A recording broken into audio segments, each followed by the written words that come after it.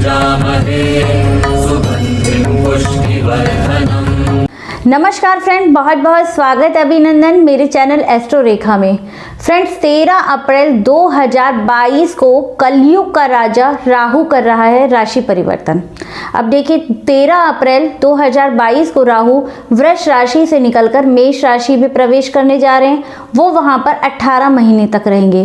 जैसा कि आप सबको मालूम ही है कि राहु और केतु हमेशा वक्री चलते हैं, तो इससे पहले ये वृष राशि में थे, अब वहां से ये मेष राशि में प्रवेश कर जाएंगे।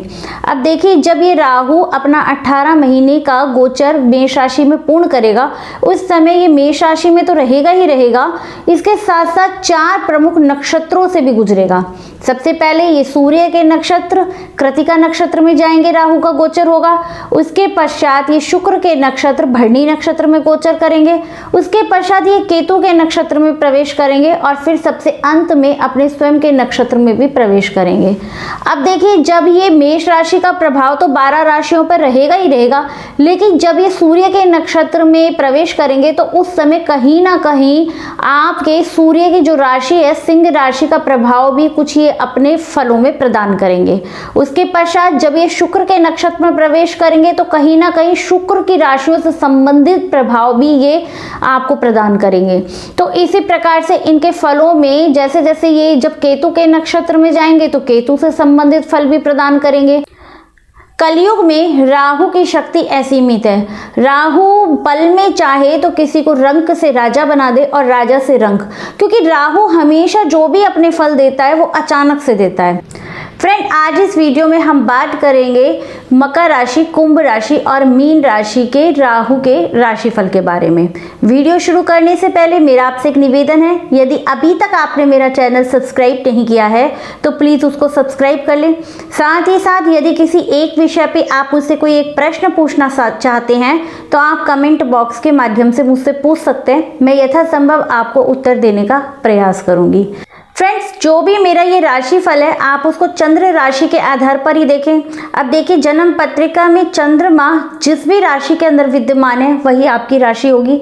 मान लीजिए चंद्रमा आपके 5 नंबर में है तो आपकी सिंह राशि होगी। तो इस प्रकार से आप चंद्रमा जिस राशि में उसी के अनुसार चंद्र राशि के अनुसार मेरे राशिफल को देखें। तो सबसे पहले बात करते हैं मकर राशि के लिए। अब देखिए फ्रेंड, मकर राशि के लिए ये गोचर आपके 4th हाउस में बन रहा है। 4th हाउस में कुछ राहु का गोचर कुछ नकारात्मक होगा, थोड़ा ट्रिकी गोचर ये आपके लिए रहने वाला है। अब देखिए, यहाँ पे जब राहु का गोचर होगा तो आपकी माता के स्वास्थ्य में कुछ समस्याएं हो सकती हैं। इसके अलावा आपके जो घर परिवार का माहौल है कुछ कलहपूर्ण, कुछ द्वेषपूर्ण बन सकता है। अब देखिए, आपकी जो पूरी एनर्जी है वो आपका पूरा ध्यान अपनी माता की सेहत की तरफ रहेगा कि किस प्रकार से मेरी माता की सेहत ठीक हो, उनके इलाज की तरफ रहेगा। दूसरी तरफ आप इस समय ये भी बैलेंस करते हुए नजर आएंगे कि घर परिवार में सुख शांति प्रेम का माहौल बना रहे। अब देखिए, आपको कुछ घर परिवार से दूर जाने का योग भी बन सकता है। आपके 4th हाउस में मंगल की राशि आती है। अब मंगल एक अग्नि प्रधान ग्रह, मंगल एक आग है।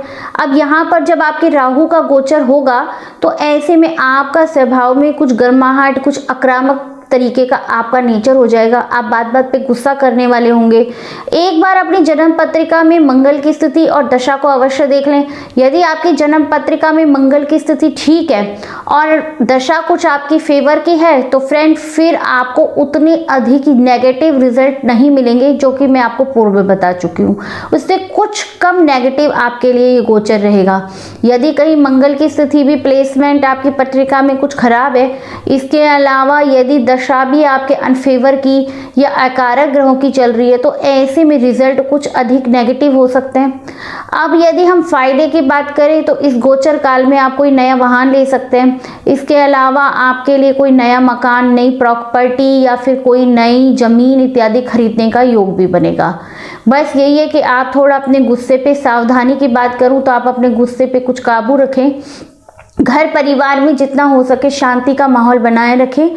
अब देखिए 4th हाउस से जब राहु की 5वीं दृष्टि आपके अष्टम भाव पे पड़ेगी तो ऐसे में आपके साथ कुछ चोट चपेट दुर्घटना होने की कुछ चांस ऐसे हो सकते हैं। इसलिए आवश्यक है कि आप अपने वाहन की पूरी मरम्मत के साथ दुरुस्त करवा के रखें। ऐसा ना हो कि आपने अपना वाहन उठाया और चल दिया और उसके अंदर कुछ कमियां हों, इसका विशेष सावधानी रखें। जब यहाँ से 4th हाउस से राहु की 7वीं दृष्टि आपके 10th हाउस में पड़ेगी तो ये राहु यहाँ से दृष्टि देख के कुछ आपको कार्य व्यवसाय में कुछ संघर्ष करवाएंगे, कुछ संघर्ष की स्थिति बनेगी। अब देखिए जब 4th हाउस से राहु की 9वीं दृष्टि आपके 12th हाउस पे पड़ेगी तो आपके कुछ खर्चों में अधिकता होगी, कुछ खर्चे इस समय आपके बढ़ जाएंगे। इसके अलावा यदि आप विदेशों से जुड़कर कोई कार्य व्यवसाय करते हैं तो वहां आपके लिए लाभ के उत्तम योग बनते हुए दिखाई दे रहे हैं। अब बात करते हैं फ्रेंड्स हम कुंभ राशि की। अब देखिए कुंभ राशि के जातकों के लिए राहु का ये गोचर उनके 3rd हाउस में हो रहा है। तो राहु का गोचर जब भी 3rd हाउस में होता है तो ये श्रेष्ठ फलदायी होता है, ये उत्तम गोचर रहने वाला है आपके लिए। अब देखिए हम 3rd हाउस से क्या देते हैं, मान प्रतिष्ठा, यात्रा, छोटे भाई बहन, मित्र, पड़ोसी इत्यादि का विचार करते हैं। तो देखिए इस समय में आपकी मान प्रतिष्ठा बढ़ती हुई दिखाई देगी। आप अचानक से ग्रो करेंगे, आपकी पर्सनैलिटी अचानक से शाइन करेगी। इसके साथ साथ मित्रों के साथ, पड़ोसियों के साथ आपके अच्छे संबंध बनेंगे। यात्राओं से आपको लाभ होगा। मीडिया से जुड़े हुए लोग जो कि सोशल मीडिया इत्यादि से जुड़े हुए हैं उनको ये समय विशेष लाभप्रद रहने वाला है। इसके अलावा आपके लिए ये प्रबल स्थान परिवर्तन का योग भी बन रहा है। फ्रेंड्स जो भी आपके लिए ये जो स्थान परिवर्तन का योग बन रहा है वो आपके फेवर में होने वाला है। आपका कारोबार नई ऊंचाइयों को छुएगा। आप नए नए आइडियाज़ के साथ काम करेंगे, नई नई चीज़ों को लाना, उसके अनुसार काम करना और आपको इसमें सफलता भी मिलती हुई दिखाई देगी। अब देखिए फ्रेंड, एक बार आप मंगल की स्थिति, आपकी जन्म पत्रिका में मंगल ठीक से प्लेस है अथवा नहीं, इसके अलावा आप दशा को भी ठीक से देख लें। यदि मंगल की स्थिति प्लेसमेंट आपकी जन्म पत्रिका में ठीक है, मंगल अच्छे भावों में बैठे हैं, इसके अलावा दशा भी आपके फेवर की है, तो फिर ये 18 महीने आपके जीवन के एक अमूल्य समय हो सकता है। इसमें आप अपने कारोबार व्यवसाय को अधिक ऊंचाइयों पे ले जा सकते हैं। इसके अलावा यदि कहीं दशा कुछ फेवर की नहीं है या फिर मंगल की स्थिति कुछ खराब है आपकी जन्म पत्रिका में, तो फिर जो भी मैंने आपको जो सकारात्मक रिजल्ट आपके लिए बताए उनमें कहीं ना कहीं कुछ कटौती होगी। लेकिन ये पक्का है कि ये राहु का आपके 3rd हाउस में जो गोचर होगा वो आपके लिए श्रेष्ठ फलदायक रहने वाला है। अब यदि हम सावधानी की बात करते हैं तो सावधानी आपको एक ही रखनी है कि आप जो भी बातें बोले उसको बड़े तोल मोल कर, बड़े समझ के बोले, क्योंकि इस समय आपके साथ ऐसा हो सकता है कि आप कि सामने वाले से कुछ कहना चाहें और आपकी बातों का गलत मतलब निकाला जाए। मतलब आपने कुछ कहा और सामने वाले ने कुछ और समझा। इसे बड़ा सोच समझ के बातों को क्लियर कर कर बोले। इसके अलावा ये समय आपको अपनी माता के स्वास्थ्य का भी ध्यान रखना होगा, क्योंकि कहीं ना कहीं राहु का गोचर आपके 4th हाउस से 12वें में है, तो कुछ माता के स्वास्थ्य में भी समस्याएं हो सकती हैं। अब देखिए यहाँ से जब 3rd हाउस से राहु अपनी 5वीं दृष्टि से आपके 7th हाउस को देखेगा तो कहीं ना कहीं ये जीवन साथी के साथ कुछ अनबन करवा सकता है, कुछ आपके पार्टनरशिप में परेशानी हो सकती है या जीवन साथी के स्वास्थ्य संबंधी कोई समस्या हो सकती है। इस प्रकार की समस्याएं आपके साथ बना सकता है। अब देखिए 3rd हाउस से राहु की जब 7वीं दृष्टि आपके 9वें हाउस पे पड़ेगी तो ऐसे में ये आपके लिए ये समय होगा कि आपको पिता से लाभ प्राप्त होगा, पिता से सहयोग प्राप्त होगा। इसके अलावा आपके भाग्य में भी वृद्धि करने वाला ये समय होगा। और कहीं आप बाहर से, विदेश से कोई उच्च शिक्षा प्राप्त करना चाहते हैं तो उसमें भी आपको सफलता मिलेगी। अब देखिए जब 3rd हाउस से राहु की 9वीं दृष्टि आपके 11वें हाउस पे पड़ेगी तो आपके लिए ये गोचर धन प्रदायक बनेगा, धन के मार्ग खोल देगा और आपको एक से अधिक स्रोतों से आय की प्राप्ति होगी। फ्रेंड्स अब बात करते हैं मीन राशि की। मीन राशि के लिए राहु का ये गोचर आपके 2nd भाव में हो रहा है। अब देखिए 2nd भाव से हम किसका विचार करते हैं, हम वाणी का विचार करते हैं, कुटुंब का विचार करते हैं, आपकी आय का, धन का विचार करते हैं। तो देखिए जैसे ही राहु का गोचर आपका यहाँ पे होगा तो आपकी वाणी कुछ उग्र हो जाएगी, कुछ आप कड़वा बोलने वाले और गुस्सेल प्रवृत्ति की आपकी वाणी हो जाएगी और अपने आप वाणी के कारण ही अपने संबंधियों से, अपने कुटुंबजनों से अपना बिगाड़ खाता कर लेंगे। इसलिए आवश्यक है कि अपनी वाणी पे बहुत बहुत कंट्रोल रखें। अब देखिए सेकंड हाउस में जब राहु का गोचर होगा तो ये आपको धन तो देने का गोचर होगा, धन तो प्रदान करेगा, लेकिन कहीं ना कहीं आपके खर्चे भी बढ़ाएगा। आपकी स्थिति ऐसी भी हो सकती है कि चलिए अब धन तो आ रहा है तो थोड़ा सा खर्च कर ले और आपका पैसा जितना धन जो आएगा उससे कहीं अधिक आपका पैसा खर्च होने की स्थिति बनेगी, क्योंकि सेकंड हाउस में राहु का जब भी गोचर होता है तो ये धन के ग्राफ को कुछ ऊपर नीचे रखते हैं कि कभी अप्स एंड कभी डाउन्स। इसके अलावा हो सकता है कि आप अपने संबंधियों से, अपने परिवारजनों से कुछ धन को लेकर आप उनसे झगड़ बैठे, कुछ आप गलत तरीके से, उसमें कहीं ना कहीं गलती आपकी स्वयं की भी होगी कि आप अपनी वाणी के कारण कुछ बिगाड़ खाता परिवारजनों से कर लेंगे। अब देखिए इस समय आपको स्वास्थ्य की भी कोई समस्या हो सकती है, आपको आंखों से संबंधित, कानों से संबंधित, दांतों से संबंधित कोई समस्या हो सकती है। इसके अलावा ध्यान रखने की आवश्यकता है कि आपको कोई सर पे ऊपरी हिस्से में कोई चोट चपेट या कोई चोट लग सकती है आपकी, तो इसे स्वास्थ्य का विशेष रूप से ध्यान रखना इस समय आपके लिए अत्यंत आवश्यक है।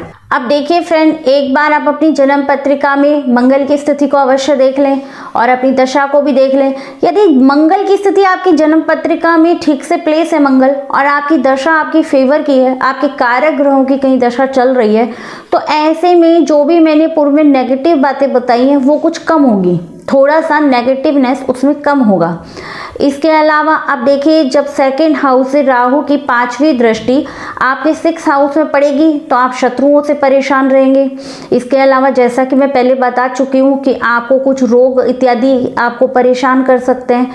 यदि आपने कोई कर्जा इत्यादि लिए रखा है तो उसमें भी कुछ बढ़ोतरी हो सकती है, क्योंकि इस समय कहीं ना कहीं धन का आवक, आपका पूरा ध्यान अपने कारोबार को बढ़ाने और धन प्राप्ति की तरफ तो रहेगा, लेकिन कहीं ना कहीं सेकंड हाउस में राहु का गोचर कुछ ट्रिकी गोचर होता है, इसलिए आपके धन के ग्राफ को ये ऊपर नीचे रखेगा।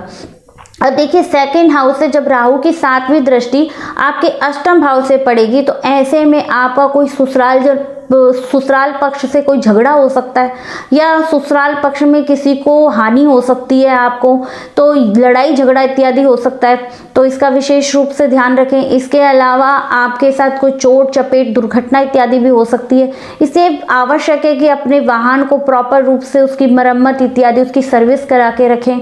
अब देखिए जब यहाँ से सेकेंड हाउस से 9th दृष्टि आपके 10th हाउस में पड़ेगी राहु की, तो कहीं ना कहीं कारोबार में आपका ध्यान तो रहेगा, आप उसको बढ़ाना तो चाहेंगे, लेकिन कहीं ना कहीं अप्स एंड डाउन्स की स्थिति रहेगी। कुछ ना कुछ आपको यहाँ से राहु दृष्टि देकर संघर्ष की स्थिति उत्पन्न करेगी। अब देखिए यदि हम सावधानी की बात मीन राशि के लिए करें तो एक तो सबसे बड़ी बात यह है कि आप अपनी वाणी पे कंट्रोल रखें। अपनी वाणी के कारण, क्योंकि कहीं ना कहीं आप अपनी वाणी के कारण आप और लोगों से झगड़ा कर लेंगे, इसलिए आवश्यक है कि काफ़ी शांत रहें और किसी के फालतू पचड़ों में ना पड़ें।